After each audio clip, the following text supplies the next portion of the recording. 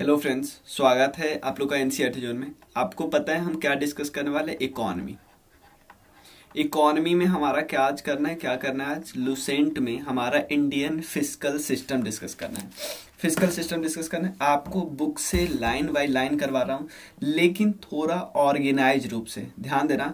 आपके बुक में सबसे पहला टॉपिक दिया है फिस्कल सिस्टम, उसके बाद बताया हुआ फिस्कल पॉलिसी क्या होता है, गवर्नमेंट के लिए सोर्सेस ऑफ रेवेन्यू क्या होता है, सोर्सेस ऑफ रेवेन्यू क्या होता है स्टेट के लिए, एक्सपेंडिचर क्या होता है, एक्सपेंडिचर स्टेट्स के लिए, internal debt, external debt, deficit, और उसके बाद बजट, उसके बाद demand for grant, finance bill, appropriation bill, sources for revenue जो कि टैक्सेशन की मदद से है, ट्रांसफर ऑफ रिसोर्सेस कैसे होते हैं ये सब बताया गया है, पब्लिक डेट इसके बारे में बताया गया है।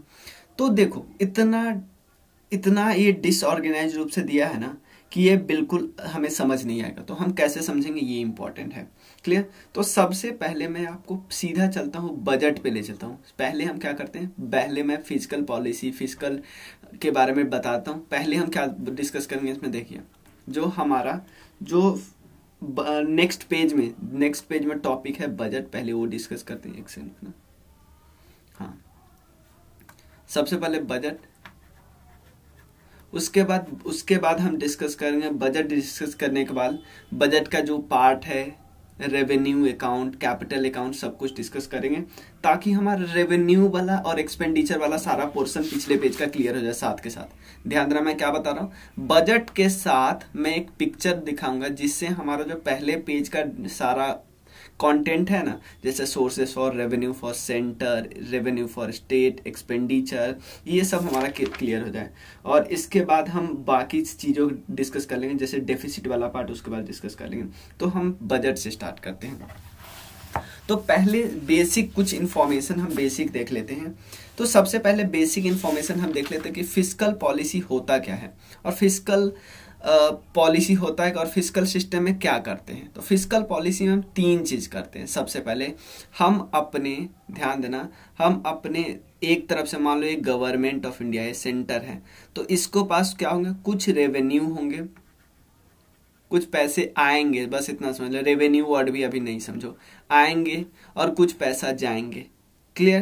कुछ पैसा आएगा, कुछ पैसा जाएगा। और कुछ हम ऐसा हो सकता है कि हमने कर्जा लिया है, ऑब्वियसली कर्जा लिया तो हमारा रेवेन्यू का ही पार्ट हो गया, लेकिन कर्जा चुकाएंगे तो एक्सपेंडिचर का पार्ट हो गया। ये सब यानी हम रेवेन्यू, एक्सपेंडिचर और डेट तीनों का बात करते हैं और तीनों को अच्छे से मैनेज करने का कोशिश करते हैं। क्लियर? तीन चीजों को, टैक्सेशन से हमने क्या किया, रेवेन्यू लिया, पब्लिक एक्सपेंडिचर कैसे करना है, इससे हम एक ऑब्जेक्टिव पाते हैं, जो हमारा सर्टेन ऑब्जेक्टिव होता है वो पाने का कोशिश करते हैं। क्लियर? कोई दिक्कत नहीं। तो फिस्कल सिस्टम यही होता है कि हम मैनेजमेंट करते हैं किसका, रेवेन्यू और एक्सपेंडिचर का। कोई दिक्कत नहीं इसमें, management of revenue and capital expenditure इस सब का करते हैं। तो सिंपल हम सीधा चलते हैं अब बजट में। ये बेसिक बात थी।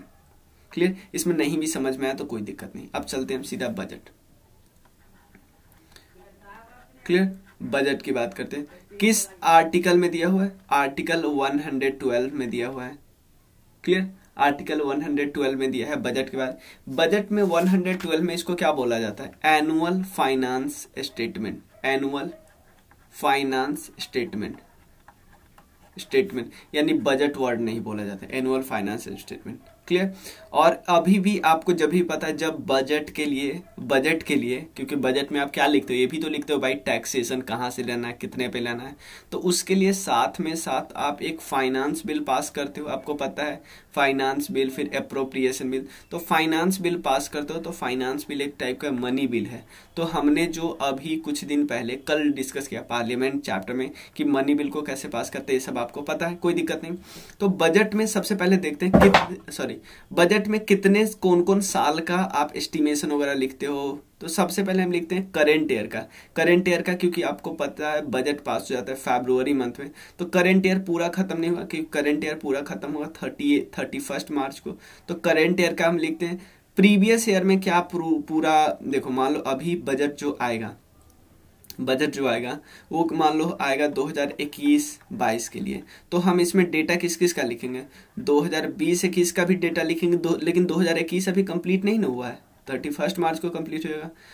मतलब 2020 वाला पूरा फाइनेंशियल ईयर खत्म नहीं हुआ, 31 मार्च, तो इसका भी डेटा लिखेंगे, इसका भी डेटा लिखेंगे, और एक और हमारा पीछे जो कैसे परफॉर्मेंस रखा है 2019-20 वाला ये पूरा लेंगे। ये 31 मार्च, ये है 1 अप्रैल, तो ये वाला पूरा इसका एक्यूरेट डेटा आप लोग को पता है, ये ऑलमोस्ट डेटा पता है, ये बिल्कुल भी नहीं पता। इसका आप लोग नेक्स्ट सेशन में कैसे क्या करना है ये सब लिखोगे, इसमें कोई दिक्कत नहीं है। बेसिक बात आपको समझ में आया ना कि बजट में 1 साल का नहीं करता, ऑलमोस्ट 3 साल का करते हैं, 2-3। इसमें एक्यूरेट डेटा पता है, ये इसमें आपको पूरा पता नहीं है, 1 महीने 1-2 महीने का पता नहीं है, और इसमें का बिल्कुल पता नहीं है। क्लियर, कोई दिक्कत नहीं। अब देखते हैं, बजट को हम 2 पार्ट में डिवाइड करते हैं। ध्यान से देखना, ध्यान से प्लीज ध्यान रखो, ये आपका पूरा कॉन्सेप्ट क्लियर कर देगा। एक पिक्चर नया हम ले लेते हैं। बजट 2 पार्ट में डिवाइड करो। एक को हम बोलेंगे रेवेन्यू अकाउंट, दूसरे को बोलेंगे हम कैपिटल अकाउंट। ध्यान से सुना प्लीज प्लीज प्लीज, आगे 5 मिनट बस ध्यान सुना। कैपिटल अकाउंट, इसको आप बोलो शॉर्ट टर्म के लिए, या इसको आप ये भी बोल सकते हैं, करेंट अकाउंट भी बोल सकते हैं, करेंट अकाउंट। क्लियर। अब मुझे बताओ रेवेन्यू अकाउंट में भी 2 टाइप का होगा। एक रेवेन्यू रिसिप्ट होगा, रिसिप्ट का मतलब हमारे पास पैसा आया, और एक होगा बदले रेवेन्यू एक्सपेंडिचर। अभी समझो मत, अभी ये पहले देखो, कैपिटल में भी यही कैपिटल अकाउंट, कैपिटल रिसिप्ट और कैपिटल एक्सपेंडिचर। अब मुझे समझो, ध्यान से समझो, ध्यान से फोकस करो भाई। आपके पास आता है रिसिप्ट, आपके पास एक मतलब रफ के लिए बनाता हूं, आपके लिए कहीं से आया, आपके पास कहीं से आया पैसा। कितने टाइप से आ सकता है, कितने टाइप से पैसा आ सकता है? मान लो ये एक बार आपके पैसा आपके पापा ने दिया, ध्यान देना, आपके पापा मम्मी ने आपको पैसा दिया। इसका क्या मतलब है कि वो आपसे दोबारा मांगेंगे नहीं, मांगेंगे नहीं, ये तो हमें पता है। और पापा ने पैसा दिया तो हमसे मांगेंगे नहीं, तो हम पे लायबिलिटी थोड़ी क्रिएट हुई कि हमें उसे उनको देना है, नहीं ना क्रिएट हुई। तो यानी पापा हमें दिए लेकिन हमसे मांगेंगे नहीं। ध्यान देना, पापा हमको दिए यानी ये हमारी इनकम तो हुई, हमारी रिसिप्ट तो हुई, लेकिन हम पे न लायबिलिटी क्रिएट ही नहीं हुई, हमें देना नहीं है, तो ये वाली इनकम ऐड होगी रेवेन्यू रिसिप्ट में। ध्यान देना, रेवेन्यू रिसिप्ट का मतलब वो शॉर्ट टर्म पैसा जो हमें आया लेकिन हमें लौटाना नहीं है। सेम जैसे गवर्नमेंट ऑफ इंडिया के पास जो टैक्स से पैसा आता है तो गवर्नमेंट को दोबारा लौटाना नहीं है, गवर्नमेंट की कमाई हुई तो गवर्नमेंट के ऊपर लायबिलिटी थोड़ी क्रिएट हुई। लेकिन अब एक एग्जांपल देते हैं, गवर्नमेंट के पास जैसे आपका एग्जांपल लेते हैं, आपके पास पैसा एक और कारण से हो सकता है, आप अपने दोस्त से उधार लो, क्लियर, दोस्त से लोन लो, तो लोन लोगे तो आपके ऊपर लायबिलिटी क्रिएट हुई ना, आपके ऊपर दायित्व क्रिएट हुई ना कि आपको लौटाना है भाई, तो ये हुआ कैपिटल रिसिप्ट के अंदर। तो आप बोलोगे भैया कैपिटल रिसिप्ट के अंदर क्या क्या आएगा? एक सिर्फ और सिर्फ लायबिलिटी वाला आएगा कि हमारे पास पैसा तो आया लेकिन पैसा आने के साथ साथ हम पे लायबिलिटी भी हमारे ऊपर चढ़ गई, हमारे ऊपर लायबिलिटी का दबाव आ गया, तो सिर्फ लायबिलिटी वाला केस होगा। नहीं भाई, एक और केस लेते हैं। मान लो आपके पास पैसा आया लेकिन आपने एक प्लॉट का एक टुकड़ा बेचा जिसके कारण आपका पैसा आया, तो इस केस में क्या हुआ, लायबिलिटी आप पे थोड़ी क्रिएट हुई लेकिन आपका एसेट तो रिड्यूस हुआ ना भाई, एसेट रिड्यूस हुआ ना, एसेट आपने बेचा लेकिन उसके बदले में आपके पास पैसा आया। तो क्लियर है, कैपिटल रिसिप्ट का मतलब होता है आपके पास या तो लायबिलिटी इंक्रीज होगी या तो आपका एसेट डिक्रीज होगा। कोई प्रॉब्लम है, कोई दिक्कत समझ में है ना? यानी कैपिटल अकाउंट में क्या होगा, लायबिलिटी इंक्रीज होगी या तो एसेट डिक्रीज होगी। लायबिलिटी इंक्रीज मतलब आपको आपके ऊपर दायित्व तो बन गया, या तो आपके ऊपर क्या होगी, आपका एसेट डिक्रीज करेगा। कोई दिक्कत नहीं, कोई दिक्कत नहीं, इन दोनों केस में ऐसा कुछ नहीं होता है, ऐसा कुछ नहीं होता है। अब ध्यान देना, एक एक करके हम रिसिप्ट को समझते हैं और एक एक करके एक्सपेंडिचर को समझते हैं। क्लियर? देखो अब दूसरा पेन लेते हैं ताकि अच्छे से और समझ सकें। यहाँ पे एक चीज और बताता हूँ, तो यहाँ पे तो आगे आपका रिसिप्ट, लेकिन एक्सपेंडिचर समझते हैं। एक्सपेंडिचर आपका खर्चा कैसे हुआ। मान लो इस केस में आप पापा हो, या आप मम्मी हो और आपने अपने बच्चे को पैसा दिया, क्या आप दोबारा वापस लोगे? नहीं। आपके बच्चे के ऊपर कोई लायबिलिटी नहीं क्रिएट हुई, मतलब आपने बस उनको दे दिया, भाई गए। क्लियर। इस केस में आप दूसरा केस देखते हैं एक्सपेंडिचर का। और कैसा केस हो सकता है? आपने अपना, ध्यान देना, आपने क्या किया, आप पैसा खर्चा किया, खर्चा एक्सपेंडिचर। ये भी तो हो सकता है भाई आपने एक प्लॉट खरीदा हो, तो आपका क्या हुआ इस केस में? एसेट क्या हुआ? क्रिएट हुआ है ना भाई, एसेट क्रिएट हुआ। यहाँ पे क्या हो रहा था? एसेट डिक्रीज हो रहा था, बेच रहे थे, लेकिन यहाँ पे एसेट क्रिएट हो रहा है। एक और कैपिटल एक्सपेंडिचर कैसे होगा? कैसे कैपिटल एक्सपेंडिचर होगा? भाई आपने दूसरे को उधार दिया, दूसरे को उधार दिया, तो आप पे लायबिलिटी क्या हो रहा है? डिक्रीज हो रहा है, उस पे बढ़ रहा है। क्लियर? कोई दिक्कत नहीं, कोई दिक्कत नहीं। यहाँ पे लायबिलिटी क्रिएट हो रहा था आप पे। इस वक्त मान लो उधार, मान लो ऐसा हो सकता है कि आपने किसी से 100 रुपया उधार लिया था, उस बंदे को आप चुका रहे हो, तो आप पे क्या होगा? लायबिलिटी जो डिक्रीज होगी। भाई 100 रुपया मेरे माथे पे था, अब मेरे माथे पे 1 रुपया भी नहीं है, मैंने उसको सारा लौटा दिया, तो लायबिलिटी क्या होगी? डिक्रीज होगी। कोई दिक्कत नहीं है ना? तो कैपिटल एक्सपेंडिचर के केस में या तो एसेट क्रिएट होगा या तो लायबिलिटी डिक्रीज होगी। कैपिटल रिसिप्ट के समय में ये होगी। तो एक बारी और समझते हैं हम, ध्यान से देखना, एक बारी और समझते हैं ताकि जिनको कंफ्यूजन हो उनको दूर हो जाए। जो इनको समझ चुके हैं ना, वो 2 मिनट आप फॉरवर्ड कर लेना, लेकिन जो, क्योंकि काफी डिफिकल्ट कॉन्सेप्ट है, इसलिए मैं एक बार चाहता हूं बताना। और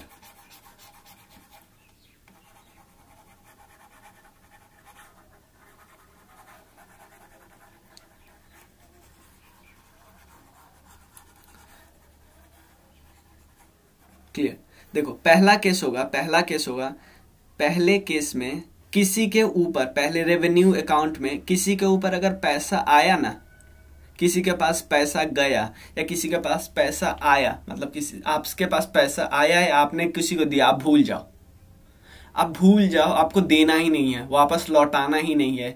आप जिससे लिए हो ना उसको वापस देना है, ना जिसको दिए हो उसे वापस देना है, आपको भूल जाना है। तो रेवेन्यू अकाउंट में यही होता है, आपको बस भूल जाना होता है। पापा ने आपको दिया, आपने किसी आपने आपने अपने आपने किसी को गिफ्ट दे दिया, मान लो आपने किसी को गिफ्ट दे दिया, तो गिफ्ट थोड़ी लौटाओगे भाई। क्लियर।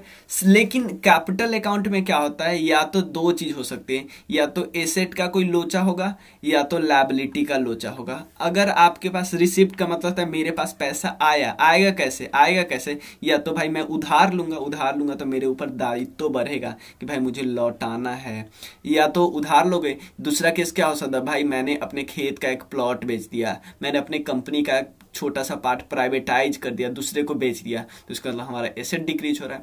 दूसरा केस हमारे पास अगर कैपिटल रिसिप्ट का मतलब हमारे पास पैसा आया, आया आया, आपके जेब में पैसा आया, किस किस केस पे आएगा? ये वाला। कैपिटल एक्सपेंडिचर का मतलब ये पैसा गया, किस किस बेसिस पे गया जाएगा? या तो आप अपना एक बिल्डिंग खरीदोगे दूसरे से तो पैसा गया ना, और दूसरा होगा लायबिलिटी डिक्रीज होगा, भाई उधार लिया था 100 रुपया, मैंने चुका दिया। कोई दिक्कत इसमें, कोई इशू नहीं है ना? आप धीरे धीरे एक एक करके और समझते हैं। अब आपके एग्जाम में क्या आता है वो मैं पूछता हूँ। सबसे पहले रिसिप्ट। रिसिप्ट के मतलब दो टाइप के, आप मतलब मान लो एक गवर्नमेंट का बजट है, तो गवर्नमेंट के पास पैसा आया, ऐसा पैसा जो बस गवर्नमेंट को दिया, गवर्नमेंट से कोई मांगने वाला फिर से नहीं होना चाहिए। किस टाइप का होगा? दो टाइप से याद रखिए, एक होगा टैक्स और एक होगा नॉन टैक्स। क्लियर। एक होगा टैक्स, एक होगा नॉन टैक्स। क्लियर। तो टैक्स में हम दो टाइप की बात कर सकते हैं, इनकम टैक्स टाइप की बात कर सकते हैं, इनकम टैक्स, या टैक्स में एक सेकंड,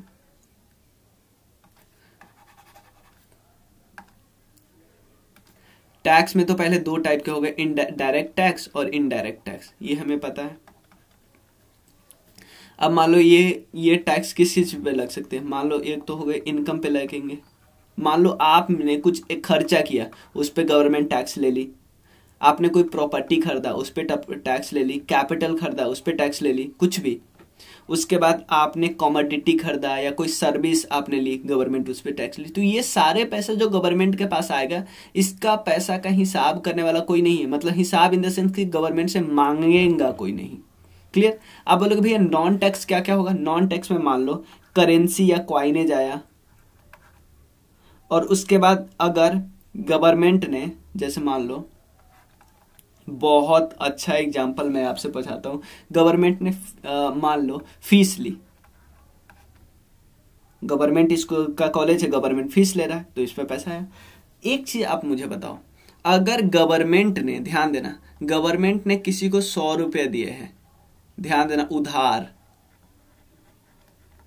ध्यान देना, 100 रुपए उधार देना, यानी 100 रुपए किसी को उधार दे रहा है तो गवर्नमेंट के किस में आएगा? गवर्नमेंट किसी को अगर उधार दे रहा है इस केस में तो गवर्नमेंट पे क्या होगी, मतलब गवर्नमेंट किसी को उधार दे रहा है, उधार दे रहा है तो इस केस में आएगा कैपिटल वाले, एक्सपेंडिचर वाले में आएगा, उधार देगा ना।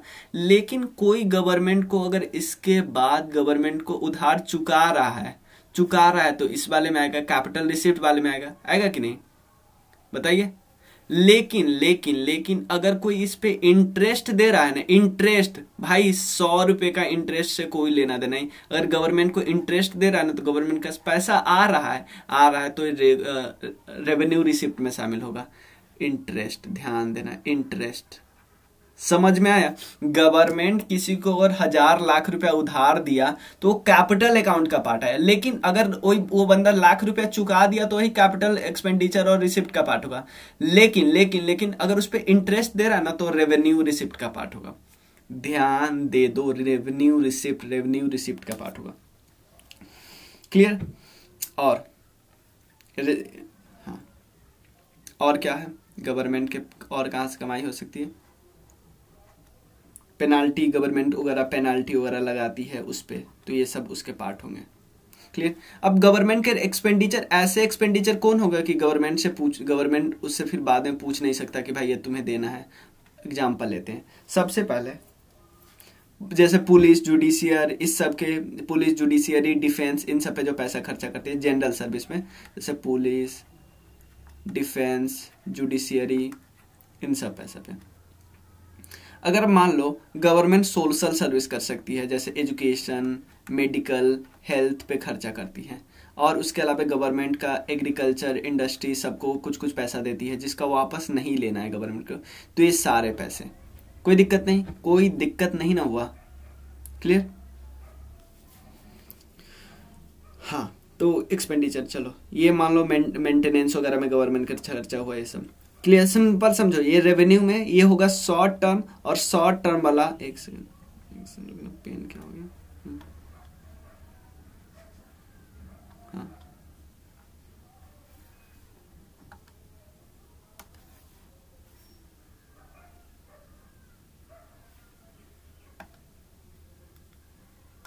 देखो ये हुआ शॉर्ट टर्म। शॉर्ट टर्म में गवर्नमेंट जिससे लिया उसको देगा नहीं, जिसको दिया उससे लेगा नहीं, बस। अब इसमें देखो, इसमें क्या हो, कैपिटल अकाउंट में कैपिटल रिसिप्ट है, कैपिटल एक्सपेंडिचर। तो कैपिटल रिसिप्ट में क्या क्या देखते हैं? कैपिटल रिसिप्ट में मान लो गवर्नमेंट के पास पैसा आया, गवर्नमेंट के पास पैसा आया, जैसे गवर्नमेंट ने किसी को लोन दिया था वो चुकाएगा। ध्यान देना, लोन पे अगर इंटरेस्ट आता है तो रेवेन्यू रिसिप्ट का पास हुआ, लेकिन लोन बस कोई चुका रहा है, लोन हमें दे रहा है, लोन हमसे चुका रहा है, तो यानी हम पे जो पहले क्या हुआ था, लोन हमें कोई चुका रहा है, या लोन हम मान लो लोन या तो चुका रहा है या लोन हम ले रहे हैं, ये किसका पार्ट हुआ? रेवेन्यू, कैपिटल रिसिप्ट का पार्ट हुआ। मान लो हम लोन ले रहे हैं तो हम पे लायबिलिटी इंक्रीज होगा ना। क्लियर ना? अगर लोन हमें कोई चुका रहा है, लोन चुका रहा था तो किसी बंदे पे हमारा लायबिलिटी था, लेकिन वो अब लायबिलिटी हट गया। क्लियर ना? देखो, तो लोन हमें कोई चुका रहा है, या मान लो हम गवर्नमेंट क्या करें, नेट मार्केट से बोरोइंग कर रही, डेट ले रही है, मार्केट से बोरो कर रही है। क्लियर? कोई दिक्कत नहीं। या और पैसा कहां से आएगा रिसिप्ट में? जैसे कोई अपना, जैसे आप अपना पीएफ वगैरह कटवाते हो तो पीएफ गवर्नमेंट के पास जाती है ना पहले। जैसे मान लो गवर्नमेंट डिसइन्वेस्टमेंट करे, डिसइन्वेस्टमेंट यानी गवर्नमेंट अपना एसेट क्या करे, बेच रही, एसेट गवर्नमेंट का डिक्रीज हो रहा है, तो ये भी किसका पार्ट आएगा? कैपिटल रिसिप्ट का पार्ट आएगा। कोई दिक्कत नहीं। जैसे स्मॉल सेविंग अकाउंट्स है, स्मॉल सेविंग अकाउंट्स, ये सारे पार्ट होंगे कैपिटल रिसिप्ट के। समझिए कि इन दो चीजें आप ध्यान देना कि बस लायबिलिटी इंक्रीज हो रही है, एसेट डिक्रीज हो रही है, इन दोनों में से कुछ भी हो रहा है ना तो कैपिटल रिसिप्ट का पार्ट होगा। मार्केट से बोरो कर रहे हो, मार्केट से बोरो कर रहे इसका मतलब आप पे लायबिलिटी पर इन भाई चुकाओगे ना, गवर्नमेंट हो तो। क्लियर? कैपिटल एक्सपेंडिचर का सिंपल पार्ट है, जैसे मान लो आप गवर्नमेंट ऑफ इंडिया क्या करे, स्टेट को लोन दे रही, मान लो स्टेट को लोन दे रही, तो लोन दे रही तो लोन फिर लेगी ना गवर्नमेंट, क्लियर। सेकंड, अगर गवर्नमेंट इंफ्रास्ट्रक्चर मतलब गवर्नमेंट इंफ्रास्ट्रक्चर पे पैसा खर्चा करे, किसी ऐसे को दे रही जिसे वापस फिर लेना है, और जैसे गवर्नमेंट किसी को रीपेमेंट कर रही लोन का, रीपेमेंट लोन का कर रही, तो वो किस में आएगा, कैपिटल एक्सपेंडिचर में क्योंकि गवर्नमेंट पे पहले लायबिलिटी था कि रीपेमेंट करना, अब रीपेमेंट कर दिया तो गवर्नमेंट पे लायबिलिटी क्या हो गई, डिक्रीज हो गई। कोई दिक्कत नहीं। अगर मान लो गवर्नमेंट कुछ और पैसा खर्चा करती है, जैसे गवर्नमेंट कुछ खर्चा की, ऐसा मान लो अपने इंस्टीट्यूशन को कुछ बेच के और इसे कुछ और सामान खरीदी, तो इसमें हमारा क्या हुआ, एसेट का डिक्रीज हुआ। तो ये सारा आप समझ रहे हो कि नहीं, मैं एक बारी और समझ देता हूँ, बस 2 चीज ध्यान में रखना है। रेवेन्यू अकाउंट और करेंट अकाउंट का मतलब है बस गवर्नमेंट को जो देगा वो ना पूछने आएगा, लेगा वो भी पूछने नहीं आएगा। लेकिन कैपिटल अकाउंट में कैपिटल रिसिप्ट का मतलब कब होगा, जब आपके पास पैसा आया। पैसा कब आएगा, जब आप उधार लोगे तो लायबिलिटी इंक्रीज होगा, और या तो सामान अपना प्लॉट बेचोगे तो आपका एसेट डिक्रीज होगा। प्लॉट अब बहुत बड़ा था, अब छोटा सा हो गया। सेम इसी में एक्सपेंडिचर का मतलब क्या हुआ, एक्सपेंडिचर का मतलब पैसा गया कैसे, भाई आपने प्लॉट खरीद ली यानी आपका एसेट डिक्रीज हुआ। पैसा गया इसका मतलब आपने किसी को उधार लिया था वो चुका दिया। क्लियर ना, कोई दिक्कत नहीं ना है। और यहाँ पे इवन ये भी होता है कि इवन उधार चुकाओगे या किसी को लोन दे रहे हो, ये भी इसी का पार्ट हुआ। तो मान लो लोन दे रहे हो तो सामने वाले बंदे पे लायबिलिटी आई ना, तो सिंपल समझो आपकी लायबिलिटी डिक्रीज होगी। उल्टा समझ सकते हैं ना, सामने वाले को हमने लोन दिया तो लेना है ना भाई। मान लो एग्जांपल लेते भाई, आप में से कोई एक राम है एक रहीम है, क्लियर। तो मैंने राम से कर्जा लिया है 100 रुपया, तो मेरे पास लायबिलिटी अभी कितना है, 100 रुपया का। लेकिन मैंने रहीम को 50 रुपया लोन दे दिया, तो इसका मतलब मेरे पे ओवरऑल लायबिलिटी तो 50 ही बची ना। सेम इसी तरह है भाई, यहाँ पे मैं किसी को लोन दूंगा, स्टेट को लोन दूंगा, तो मेरे पास लायबिलिटी पूरी बाहर के दुनिया का है 100, स्टेट को मैंने दे दिया लोन 50, तो मेरे पास ओवरऑल लायबिलिटी तो 50 ही बची ना। कोई दिक्कत नहीं ना इसमें, कोई प्रॉब्लम। चलो हम आगे चलते हैं, हमारा ये हो गया बजट वाला पार्ट। अब देख लेते 1 सेकंड क्या क्या और करना है। 1 सेकंड में पॉज कर रहा हूँ, देख ले रहा हूँ एक बारी। देखो आपके बुक में एक चीज और अच्छा लिखा हुआ है, देखो स्टार्टिंग में लिखा हुआ फिस्कल पॉलिसी। रेवेन्यू सेंटर के लिए क्या होगा, सेंटर के लिए वही तो देखो। अब देखो हमने जो किया वो कैसे कैसे हमारा काम आ रहा है। हमारा 3rd टॉपिक है इसी में, sources of revenue for centre. तो यहाँ पे लिखा हुआ tax revenue, non tax revenue, और tax revenue, income expenditure, tax पर प्रॉपर्टी और कैपिटल, टैक्स और कमोडिटी। तो देखो यहाँ पे 1 सेकंड, जो हमारा सारा टॉपिक था कि गवर्नमेंट का रेवेन्यू कहाँ से आएगा, गवर्नमेंट का रेवेन्यू आप सारे इसमें नहीं लिख दोगे, इन दोनों टॉपिक में सारे एग्जाम्पल। जैसे यहाँ पे मैं एग्जाम्पल आपके बुक में लिखा हुआ बताता हूँ। टैक्स रेवेन्यू आपके बुक में लिखा हुआ है, चलो हमारा एग्जाम्पल है। नॉन टैक्स रेवेन्यू हमारे बुक में लिखा हुआ है, हमारा एग्जाम्पल है। उसके बाद क्या हुआ, tax on income and expenditure, ये भी मैंने बता दिया, लिखा हुआ है। टैक्स ऑन प्रॉपर्टी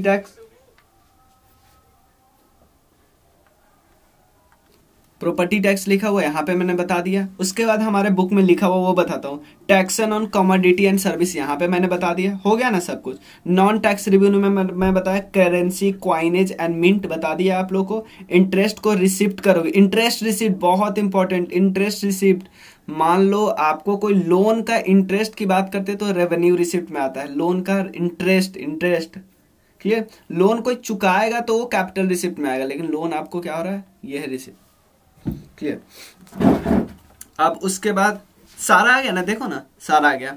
और उसके बाद यहाँ पे लिखा हुआ कि sources for revenue for state. तो स्टेट के अंदर बहुत सारे स्टेट के टैक्स होते हैं, सेंटर जो टैक्स लेता है उसमें से स्टेट को कुछ दे देता है। उसके बाद social, commercial and economic service जो स्टेट के अंदर और बहुत सारे स्टाम्प ड्यूटीज, स्टेट ड्यूटी, ये सब होते हैं।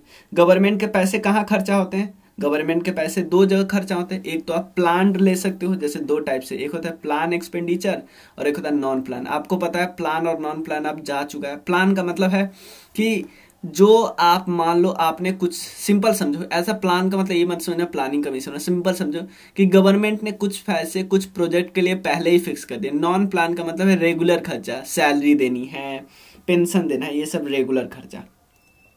तो आपने देखा सब कुछ हमारा क्लियर हो रहा है ना, इसी पिक्चर से हमारा सब कुछ क्लियर हो रहा है ना। चलो, तो हमारा पहला पूरे पेज में इंडियन फिस्कल सिस्टम जो भी दिया हुआ है और वो है, हो गया, क्लियर हो गया। चलो, अब सेकंड है एक्सपेंडिचर और स्टेट। देखो, अब नेक्स्ट है एक चीज, मैं पहले टॉपिक बताता हूँ, एक चीज मैं आपको सबसे पहले दिखाता हूँ, फिर डेफिसिट हम डिस्कस करेंगे। क्लियर? तो हमने ये तो देख लिया, बजट में तीन चीज है, रेवेन्यू, एक्सपेंडिचर और एक और चीज है डेट, पब्लिक डेट, या हम इसको बोल सकते हैं बोरोइंग। आप करते हो उधार जो आप लेते हो, तो पब्लिक डेट दो टाइप का हो सकता है। आप उधार किससे ले सकते हो? या तो इंटरनली ले सकते हो या तो एक्सटर्नल ले सकते हो। इंटरनल का मतलब या तो अपने मार्केट बोरोइंग करके ले सकते हो या तो बैंक से ले सकते हो, पब्लिक से ले सकते हो। पब्लिक से कैसे लेते हो? आप बॉन्ड जारी कर देते हो, क्लियर, सिक्योरिटी जारी कर देता है, इससे आप पब्लिक आपको पैसे दे देती है। तो ये हमारा सारा टॉपिक हो गया। एक्सटर्नल डेप्ट के लिए आप वर्ल्ड बैंक, IMF, ADB इस सब पे डिपेंड करते हो, इवन कोई कोई देश से पे डिपेंड करते हो। अब हमारा टॉपिक है डेफिसिट वाला। क्लियर? डेफिसिट वाला हम कर लेंगे ना, तो हमारा डेफिसिट सारा हो गया, बजट ऑलरेडी हमारा हो गया है। उसके बाद हम सिर्फ demand for grant, finance bill, appropriation bill सब देख लेंगे, और उसके बाद सोर्सेस फॉर रेवेन्यू, क्योंकि इधर हम एक्सटर्नल डेट, इंटरनल डेट कर ही चुके हैं। क्लियर?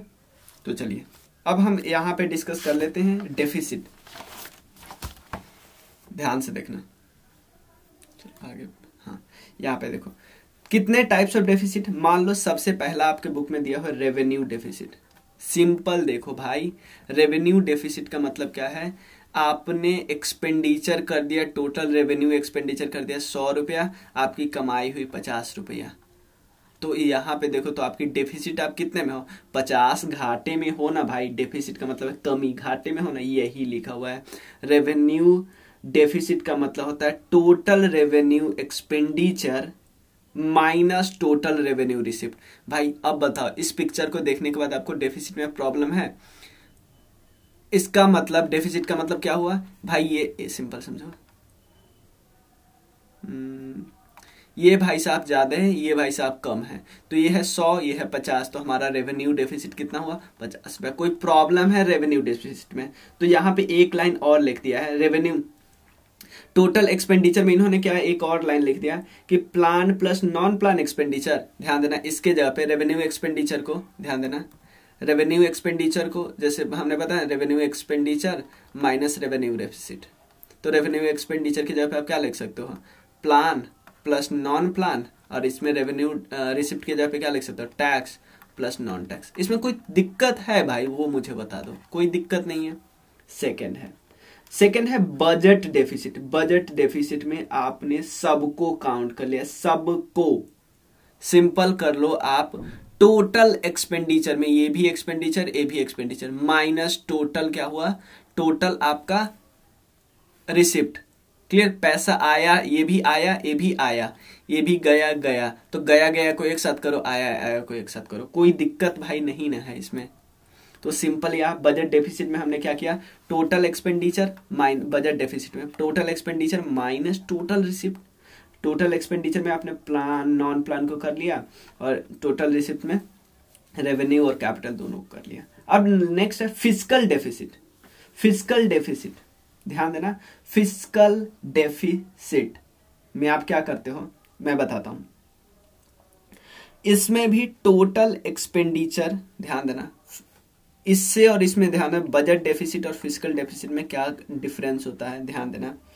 आपने total expenditure minus total receipt कर दी, लेकिन आप इसमें बोरोइंग को एक्सक्लूड कर सकते हो। बोरोइंग को, एक सेकंड रुकिए बस, देखो, हाँ समझ गया। देखो, फिस्कल डेफिसिट में हमने, बजट डेफिसिट में हम सिंपल क्या किया है?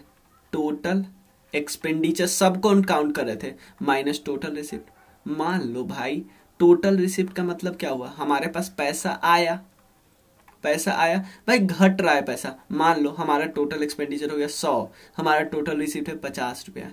सरकार ने क्या की, चालाकी के लिए, आपको पता है टोटल रिसिप्ट में वो पैसा भी आएगा जो आप मार्केट से बोरो करोगे, यानी लोन लोगे, दुनिया से लोन लोगे ना, लोन लोगे तो इसका मतलब क्या, ध्यान देना, मैं कहाँ पे बताया था, लोन अगर आप लोगे, आप लोन किसी से लोगे भाई, तो आप पे क्या होगा, लायबिलिटी क्रिएट होगी कि नहीं, लेकिन पैसा तो एक्चुअली कैपिटल रिसिप्ट वाले में आया ना, तो आपने यहाँ पे रिसिप्ट वाले में ऐड कर दो। जैसे मान लो 50 रुपये आप लोन ले, तो आप पूरी दुनिया को क्या बताओगे कि भाई 100 माइनस 100 हमारे ऊपर कोई डिफिसिट ही नहीं है।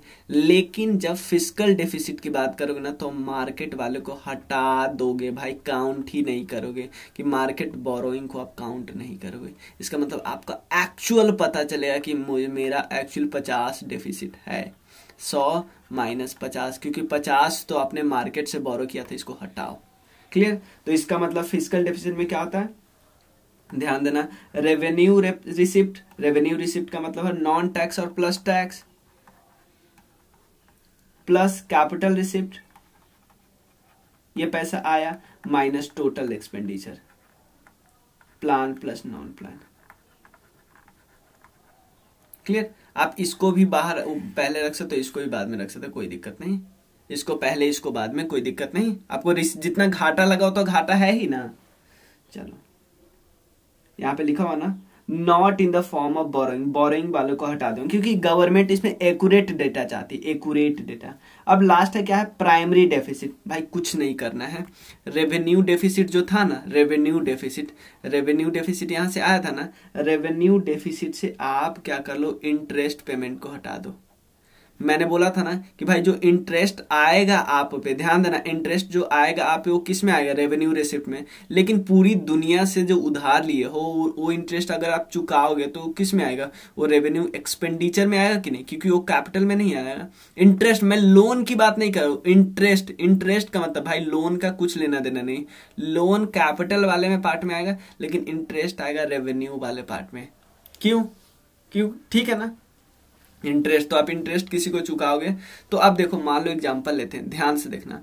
रेवेन्यू रिसिप्ट का मतलब है आपका, मान लो ये है 50 और ये है 100, यानी 100 रुपया खर्चा हो गया। लेकिन 100 रुपया खर्चा हो तो मान लो, ध्यान देना, 100 में से 50 खर्चा वो वाला है जो आपने पिछले सरकार के, ध्यान देना, पिछले सरकार ने कुछ ज्यादा ही उधार ले लिया था, आपने उसका इंटरेस्ट चुकाने के लिए 50 रुपया खर्चे कर दी। इसका मतलब साफ है कि आपका एक्चुअल खर्चा उतना ही नहीं हुआ था, वो तो पिछले सरकार की गलती थी, इसलिए आपको 50 लग गया। एक्चुअल में आपका डेफिसिट 0 होता है। तो प्राइमरी डेफिसिट का मतलब वही होता है, रेवेन्यू डेफिसिट माइनस वो पार्ट हटा दो जो आपने इंटरेस्ट पे किया है। क्लियर, कोई दिक्कत नहीं। एक है मोनेटाइज डेफिसिट, तो increase in net RBI credit to the government of India. Clear, RBI का जो भी क्रेडिट होगा गवर्नमेंट ऑफ इंडिया का, उसमें इंक्रीमेंट, वो है monetise deficit. Clear, monetary policy वाला। तो गवर्नमेंट ऑफ इंडिया का सारा हमने देख लिया, एनुअल फाइनेंस स्टेटमेंट हमारा सारा पता है। अब हम एक और भी आगे देख रहे हैं, एक सेकंड, हाँ यहाँ पे देखिए। अब 3 फंड की बात कर लो, एक है, ध्यान देना, कंसोलिडेटेड फंड ऑफ इंडिया, एक है कॉन्टीजेंसी फंड ऑफ इंडिया, ध्यान देना, कॉन्टीजेंसी फंड ऑफ इंडिया, एक है public account, clear, consolidated fund, contingency, public account. ध्यान देना, इसमें क्या होता है, इसमें जो भी आप टैक्स वगैरह लगाते हैं, सरकार टैक्स, इसमें सारा पैसा इसी में आता है। अगर इससे पास पैसा आपको लेना है तो सबसे पहले आपको पार्लियामेंट से लॉ के फॉर्म में पास करवाना होगा, तभी आपको पैसा मिलेगा। क्लियर, कोई दिक्कत नहीं इसमें। अब बोलोगे भैया डिमांड ऑफ ग्रांट कैसे पास होता है? डिमांड ऑफ ग्रांट मतलब मान लो सरकार को बजट, जैसे बजट ईयर कब से स्टार्ट हो जाता है, 1 अप्रैल से, तो सरकार को 1 अप्रैल से ही पैसा चाहिए भाई, चाहिए।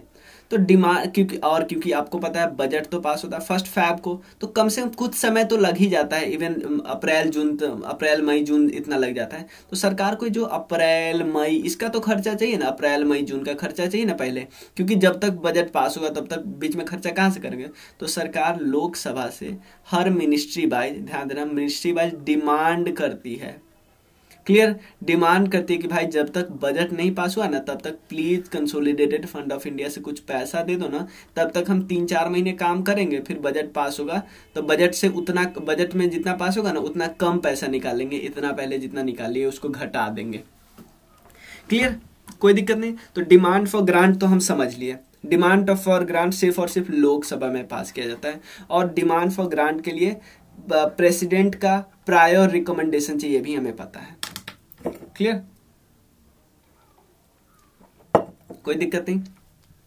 अब हम बात करते हैं, प्रायर रिकमेंडेशन चाहिए, डिमांड फॉर ग्रांट हो गया।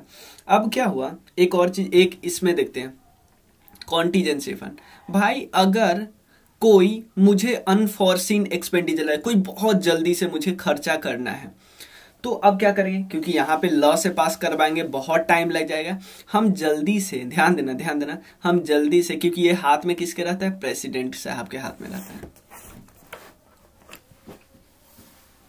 1 सेकंड रुक जाना।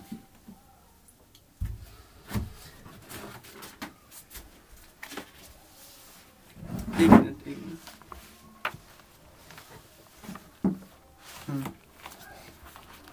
ध्यान देना, ये प्रेसिडेंट साहब के हाथ में रहता है, और प्रेसिडेंट साहब के हाथ में रहता है। प्रेसिडेंट साहब के हाथ में मतलब एक्चुअली प्रेसिडेंट साहब के, लेकिन एक्चुअली हेल्ड कौन किया रहता है वो मैं बताता हूँ, फाइनेंशियल सेक्रेटरी। जो फाइनेंस सेक्रेटरी होते हैं ना, अनफॉर्सीन एक्सपेंडिचर होता है। तो आप बोलोगे भैया इससे पैसा ले लेते हैं ना, लेकिन जितना पैसा आप इससे लोगे ना, कॉन्टीजेंसी फंड ऑफ इंडिया जो कि आर्टिकल 267 में, आर्टिकल 266 में है, जितना पैसा आप लोगे उतना आपको बाद में लॉ से पास करवा के यहाँ डालना होगा। तो कॉन्टीजेंसी फंड ऑफ इंडिया का कॉर्पस कितना होता है, 500 करोड़। क्लियर, कोई दिक्कत नहीं। तो आप बोलोगे भाई भैया पब्लिक अकाउंट कमेटी क्या है। भाई देखो, तो आपने देखा ना कि इसमें हमें बाद में लौटाना होता है, और अभी जल्दी जल्दी से ले लेते हैं। इसमें ध्यान देना, पहले इसमें लॉ से पास करवाओ फिर पैसा लो। इसमें क्या हुआ, पहले पैसा ले लो लेकिन बाद में आप लॉ से पास करवाओ कि भाई क्यों लिया था, क्या सही पैसा, यानी इसको हम बोल सकते हैं पोस्ट फैक्टो लॉ आपको चाहिए। इसमें पहले कानून बनाओ फिर पैसा लो, इसमें पहले पैसा ले लो फिर कानून देख लो। इसमें ऐसा कुछ भी नहीं है। ये आप समझिए, ये बिल्कुल बैंकिंग वगैरह टाइप का हुआ कि गवर्नमेंट में जो लोग पीएफ जमा करते हैं तो पैसा आता है जाता है, ऐसा नहीं होता है, ये सब होता है। तो ये सारा पब्लिक अकाउंट, ये बैंकिंग ट्रांजैक्शन टाइप का हुआ है सारा। क्लियर, तो तीनों अकाउंट हम समझ गए। अब हम फाइनेंस, ये वाला हमें पता चल गया, डिमांड फॉर ग्रांट पता चल गया, रेवेन्यू रेसिप्ट ये सब पता चल गया। अब गवर्नमेंट के पैसा कहाँ से आएंगे, गवर्नमेंट को पैसा ऑब्वियसली टैक्सेस से आएंगे। तो टैक्स वाला तो हम टैक्सेशन सिस्टम एक अलग वीडियो में डिस्कस करेंगे, तो टैक्सेशन अभी छोड़ दे रहा हूँ। टैक्स सिस्टम एक हमारा अलग चैप्टर है, इसलिए जो सोर्सेस ऑफ रेवेन्यू वाला चैप्टर है ना, और ट्रांसफर और रिसोर्स, वो पूरा टॉपिक अब छोड़ो, वो दोनों टॉपिक छोड़ो, कोई दिक्कत नहीं, वो हम नेक्स्ट चैप्टर आता है टैक्स वाला, वो हम कर लेंगे।